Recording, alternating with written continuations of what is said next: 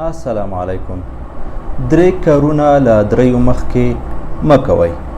کله چې غوسه وئ کوم کار یا عمل په قطعي توګه هیڅکله مه ترسره کوئ.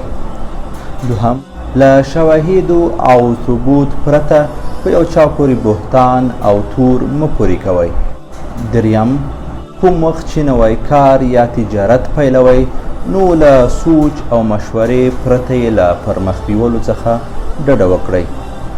دا هغه کارونه دي چې له نقصان یا توان وروسته یې خیمني هیڅ ګټه نه لري. خو 3 کارونه دي چې له 3 مخکې باید ضرور ترسره کړئ. اول، مخکې له دې چې له دنیوي او اخروي امتحاناتو سره مخ شئ نو ځان ورته په همت، زحمت او نیکو اعمالو سره آماده ولرئ.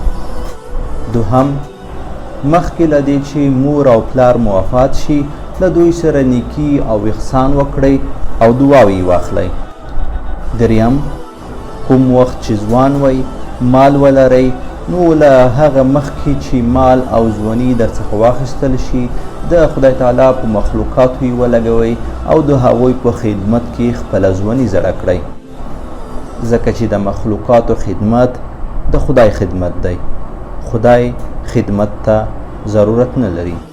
دا 3 چارې هغه چارې دي چې نه کول یې له 3 څخه مخکې له دنیوي او اخروي ناکامۍ څخه بل څه نه دي.